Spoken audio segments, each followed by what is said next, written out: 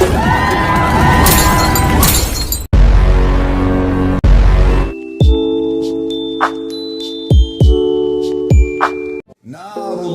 muqadah, apinya Allah yang muqadah. Kata para ulama tafsir, muqadah maknanya adalah mushtailah, yang berkobar-kobar. Teman-teman sekalian, renungi makna ini.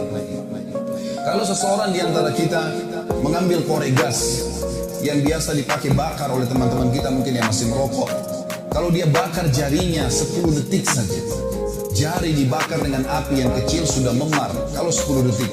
Kalau 1 menit teman-teman sekalian sudah cukup untuk membuat matang tangan itu dan perlu operasi untuk diperbaiki. Bagaimana dengan api yang berkobar-kobar? Banyak orang tidak merenungi masalah ini, tidak memikirkan. Tetangga saya pernah mengalami kebakaran di kota Makassar pada saat itu beberapa tahun lalu. Saya coba ingin membantu saja, tiba-tiba ada api yang sangat besar menyambar di depan mata saya. Dan saya membayangkan bagaimana kalau api itu subhanallah menyambar tubuh saya bisa hangus seketika pada saat. Tapi alhamdulillah Allah masih selamatkan. Tapi saya jadikan sebagai pelajaran, api yang berkobar teman-teman sekalian luar biasa. Kalau membakar maka akan menghanguskan tubuh seseorang. Allah mengatakan narullahil muqadah, apinya Allah yang berkobar-kobar. Cukup sampai situ? Ternyata tidak. Allah masih sambung lagi. Allati, yang api itu tattali'u 'alal af'idah. Sifatnya api itu kalau dibakar kakinya penghuni neraka nanti yang humaza dan lumaza ini akan membakar sampai ke jantungnya. Orang Arab mengatakan dalam bahasa Arab teman-teman sekalian, kalau dia melihat sesuatu, dia mengatakan ra'aitu, saya sudah melihatnya. Kalau sesuatu itu sangat dekat dan mudah dijangkau. Tetapi kalau orang Arab ingin melihat sebuah benda, misal di pinggir lautan, ada benda yang sangat jauh di seberang pulau sana, atau dia di atas gunung, dia ingin melihat sesuatu yang jauh, dan itu jarang dilihat oleh orang lain. Kemudian berhasil matanya melihat, maka dia akan menggunakan kalimat ittala'tu. Saya berhasil melihatnya, target yang sudah susah dilihat oleh orang lain. Makanya dalam baca buku pun dikatakan ittala'tu. Saya berhasil melihat sesuatu informasi yang saya butuhkan. Allah menggunakan kosakata ini. Sifat neraka tadi, api yang berkobar-kobar hutama itu, kata Allah allati yang tattali'u ittala'a, sampai pada target alal afidah, ke jantung manusia. Kata para ulama tafsir, kalau dibakar kakinya langsung ke jantungnya terbakar. Padahal kalau rasional kita datangkan manusia dan dibakar teman-teman sekalian, yang terakhir terbakar jantungnya karena diselimuti oleh kulit, otot, tulang dan seterusnya. Cukup sampai situ? Tidak lagi. Allah masih sebutkan agar orang betul-betul meninggalkan perbuatan buruk ini. Setelah dikatakan allati tattali'u 'alal af'idah, innaha, sesungguhnya api itu alaihim muqsadah, terhadap mereka melengket atau melekat. Muqsadah bahasa lainnya adalah multasiqah, melekat. Kalau ada api teman-teman sekalian, kita dilemparkan, disemprotkan api, lalu api itu tertarik kembali, kita rasakan panasnya tapi cuma sebentar. Tetapi kalau tubuh kita diberikan bensin, lalu disemprotkan api sehingga api itu melekat di tubuh kita, maka akan terus terasa panasnya. Per detiknya terasa panas.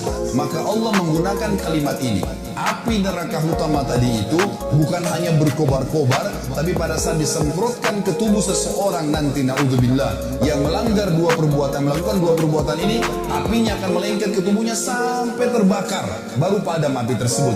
Diulangi lagi, begitu terus, tidak akan pernah habis sampai dosanya dibersihkan oleh Allah Subhanahu wa ta'ala. Dan ingat, ancaman ini berlaku bagi seorang muslim yang dengan syahadatnya pun dia sudah bisa masuk surga sebenarnya, tapi akan dimasukkan ke neraka. Dan ini baru satu jenis siksaan karena bahaya lisan dan contoh perilaku. Belum bicara masalah dosa zina, belum bicara masalah dosa riba, belum bicara masalah dosa durhaka dengan orang tua, ditambahkan adab-adab kepada mereka. Sangat konyol kalau orang mengatakan tidak ada masalah, saya disiksa di neraka, toh akhirnya saya akan masuk ke dalam surga. Ini perkataan syaitan yang akan menyesatkan setiap mukmin yang akhirnya menganggap remeh dosa. Subhanallah, Allah mengatakan sesungguhnya api itu sampai ke dalam jantung manusia dan api itu melengket pada mereka. Inna alaihim muqsadah. Tidak cukup sampai situ teman-teman sekalian. Allah menutup surah ini dengan kalimat, kata ulama, yang luar biasa. Kalimat ini menandakan siksaan yang luar biasa, tidak bisa dibayangkan. Fi amadin mumaddadah, kata Allah, dan mereka akan diikat di tiang-tiang yang bergelantungan. Kata ulama tafsir, penutupan surah ini luar biasa kalau orang memahaminya. Rasionalnya begini, kalau masjid ini kita tutup semua, tidak ada lubangnya sedikit pun, lalu kemudian kita bakar dengan api teman-teman sekalian, ada orang yang mau dibakar di sini, nggak diikat di tiang, dibiarkan dia berlari-lari sana sini, tapi penuh dengan api ruangan ini. pasti dia akan mati terbakar, tapi ada jeda. Pada saat dia lari ke sana, dia lari ke sini, ada jeda, dia tidak rasakan panasnya api. Kalau ada orang kita ikat di tiang masjid ini, lalu kita bakar, ditutup semuanya, dia nggak bisa lari karena terikat, juga masih ada jeda di mana dia bisa menginjak-injakkan kakinya ke lantai sehingga api dari bawah kakinya padam. Memang dia terbakar, tapi masih ada jeda di mana dia tidak rasakan panas. Tetapi teman-teman sekalian, renungi makna ayat ini, namanya tadabbur, mengambil hikmah dan hukum yang Allah inginkan. Kalau kita tancapkan tiang di atas atap masjid ini, ditancapkan tiang seperti misalnya tiang lampu yang besar, lalu kita ikat seseorang di situ, kemudian dibakar ruangan ini, dia bergerak kiri kanan pun tetap akan merasakan panasnya api di tiang tersebut per detiknya. Dan ini kata ulama adalah makna yang luar biasa, mengandalkan sudah cukup seorang muslim meninggalkan dosa ini, saudara.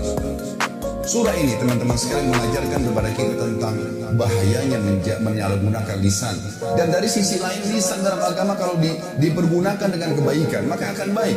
Anda kalau menggunakan lisan Anda dengan baik, walaupun fisik Anda punya kekurangan, orang akan suka dengan orang yang lisannya baik, santun kalau bertutur kata, yang keluar dari mulut seorang muslim cuma nasihat, tanya kabar, ilmu yang bermanfaat, tidak ada sesuatu yang menjatuhkan orang lain, tidak ada sesuatu yang menyakiti orang lain atau menceritakan aib orang lain, maka dia akan disuka oleh orang umumnya.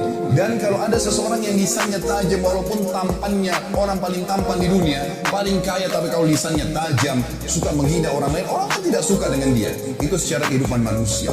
Juga di sisi Tuhan kita Allah Subhanahu wa taala, Allah sangat murka dengan orang yang menyalahgunakan lisannya. Sampai kata Nabi SAW dalam hadis Bukhari, "Laisal mu'minu bit-ta'ani walal la'an." Bukan sifat orang mukmin yang suka la'an dan ta'an. Ini dua-duanya bahaya lisan. Suka melaknat, menyia-nyialkan orang, kamu sial, kamu gini, kamu buruk, selalu dihina, dikata-kata yang tidak baik, menjadikan, dan juga ta'an, suka menghina-hina orang lain. Dua-duanya ini adalah sifat bukan orang mukmin, bukan orang mukmin. Jadi dijelaskan oleh Nabi SAW. Surah ini teman-teman sekalian mengajarkan kepada kita tentang harusnya seorang muslim menjaga lisan.